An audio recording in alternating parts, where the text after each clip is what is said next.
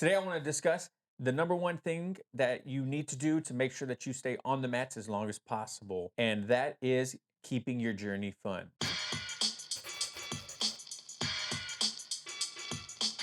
And tip number one is going to be set realistic goals. All right. What I mean by realistic goals is you need to think of your goals in short term and long term goals, right? In long term, what do you want to do in jujitsu in 5 to 10 years, right? Do you want to be a black belt? Do you want to win worlds? Do you want to train forever?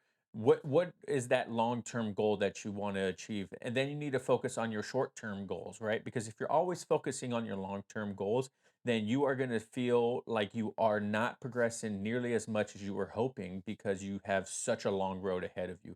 And that's where it's important for long term or short term goals to come in. And short term goals could be I want to learn this flying armbar that I saw on Instagram. I want to have my first competition later this year. I want to earn a stripe, my first stripe. Maybe your short term goal is to get your blue belt because you are somewhere in your journey where a short-term goal can be getting your blue belt. So set realistic goals for your journey and you will realize it's a whole lot more fun instead of just thinking of that long path. Number two is going to be try different training methods. Most academies have a gi and no gi class. Say that you're a predominantly a gi player and you predominantly train in the gi and you just are feeling down and you can't think of a reason to train. Maybe you should switch it up and go try no-gi for a little bit. No-gi is a whole lot of fun. I don't get to train no-gi very much, so when I do get to train, I know I'm going to have fun. I know it's a lot of fun, and I know that I'm excited to go. So instead of always going to the same class over and over again, try switching up your classes. Maybe go to a no-gi class. Maybe go to the beginners class, right? Maybe go to your on-ramp class. Maybe go to a gi class if you're always training no-gi. So that's something to think about also. Number three is going to be embrace the journey and not focus on the destination. And this kind of ties into number one of setting realistic goals, right? If you are always focusing on your destination, then you're never going to focus how far you've come, right? When we achieve these small victories in our journey, they need to be celebrated, right? Whether it's, like I mentioned previous also, whether it's sticking that arm bar you've been trying for a while, whether it is not tapping to a knee on belly, or whether it's passing someone's guard that you had the hardest time ever passing, right? Recently, I almost passed Cody's guard and I celebrated it because I almost did it, right? And that motivates me to want to keep trying to do it. And it could just be small things like that, right? There's a lot of mental and physical achievements that happen in jujitsu, and you should definitely focus on both of them. If you feel like you're not achieving one of those physical goals, that could be a technique, it could be your fitness or whatever it is, focus on what's going on mentally, right? Focus on your perseverance that has grown, focus on your adaptability that has grown, right? These are all things that could be small victories that reignite that fire to keep you training. Number five is probably going to be one of the most underrated tips that you're going to hear, but take a break when needed. We don't need to train jujitsu 5, 6 days a week. We don't need to train jujitsu 12 months out of the year if we don't need to, right? What I mean by that is if your body hurts, then take a break. If you feel like you're not achieving something in jujitsu or you don't have motivation to show up, maybe take a break, but put a date on that break saying, hey, I'm going to take 2 weeks off and then I'm going to come back on this date, right? Because then you aren't going to fall into that when you get out of high school, I'm going to take a year off before I go to college. And then you never go back, right? You never achieve college or go to college. That could happen too if you take a break from jujitsu. You need to give yourself I'm going to take a break for 2 weeks. This is the day that I'm going back. And one thing you can do too to help with that is tell people in your academy, tell your friends and family, wife, spouse, husband, whoever it is. That way they hold you accountable for you to show back up. And like I mentioned, when I take a week or two off because of life or because I have an injury, I am so excited to go back to class. I am so excited to get back on the mats with my friends and everything like that. And I do feel a significant difference in my training when I show back up. So just keep that in mind. Take a break if you need to. It's okay. No one's going to judge you. Everyone has their own life, everyone has their own goals, and you just need to focus on yours. And if taking a break is in the cards for you right now, then just take the break and show up whenever you feel like it again. Number six All right, guys, this is something that I don't really necessarily do all the time unless I find something that I actually really want to work on, and that is explore different learning methods.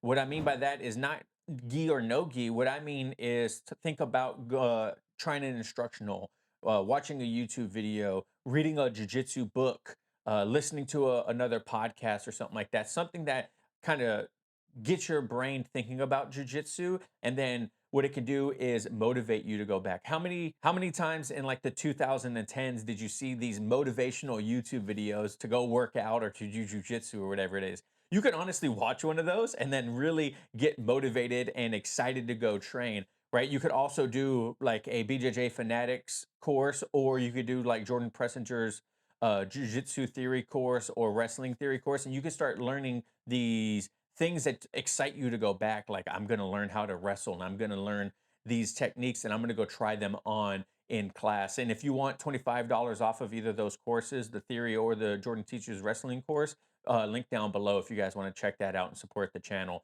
But those both are fantastic courses.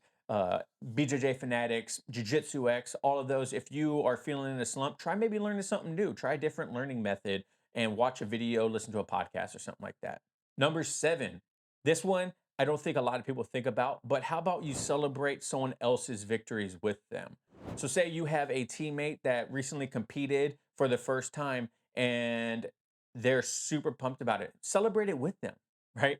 Be a supportive teammate or a supportive friend and show them like, hey man, that's awesome, good job. And then what that could do is that could trick your mind to think like, oh man, they achieved this goal, they completed this, they competed, they did X, Y, and Z. Maybe I should look at doing that. Maybe I should set that as a goal because I know how good it feels when celebrating their victories with them and seeing the excitement on their face. Well, I want to experience in that too. So maybe I should try one of these goals. Maybe I should try to compete, right?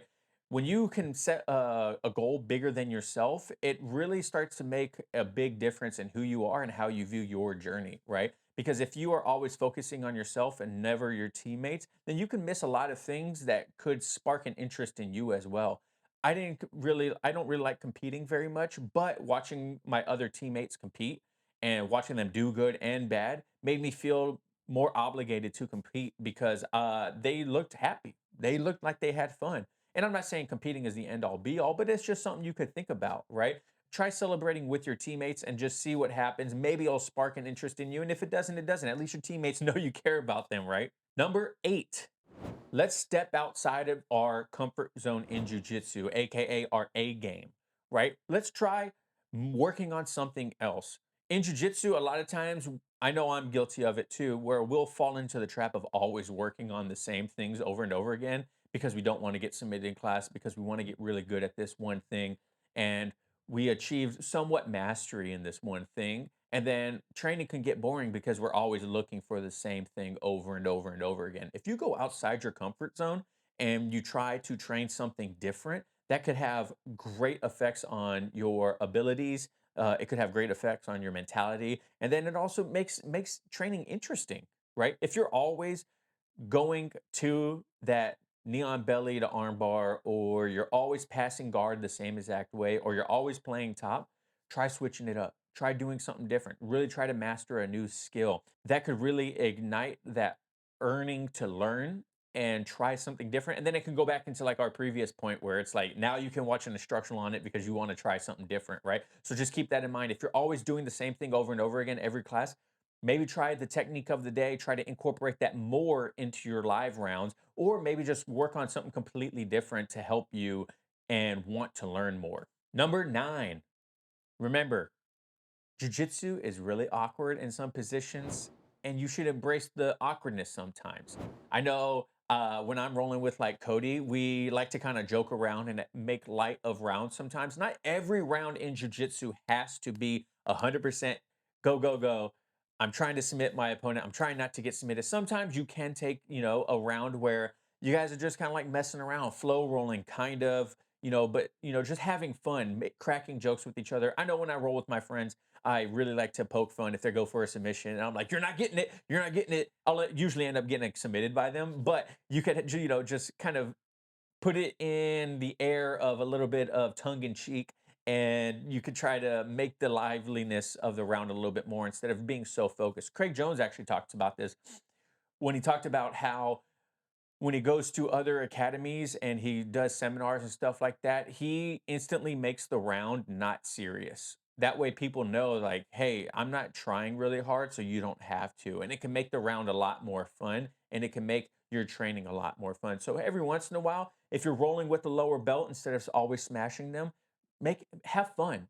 If you're rolling with the higher belt or one of your friends, make it fun. You know what I'm saying?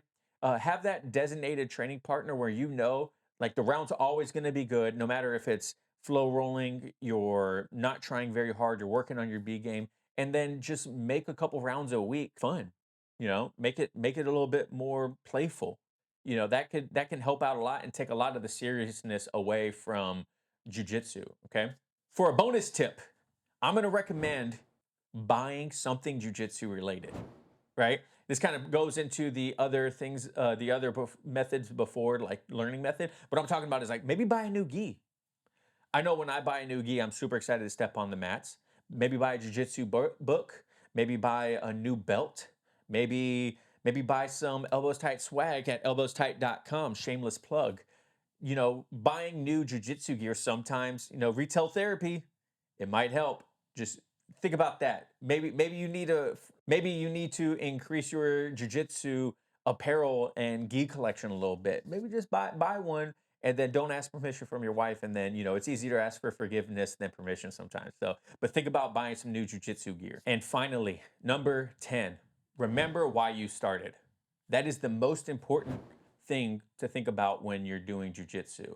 If you are always focusing on the now and focusing on how far you have to go and not how far you've come and the reason why you started all this, it could be really easy to get lost in the weeds and fall out of love with jujitsu. If you started jujitsu for self-defense, to get healthy, to make friends, be around like-minded people, keep that in mind every time you go into training. We can really get in our feels when we have a bad string of classes, when we have a bad string of rounds, when we get submitted all the time, we lose a bunch of competitions. All these negative things can really start to focus or be the primary focus of our training.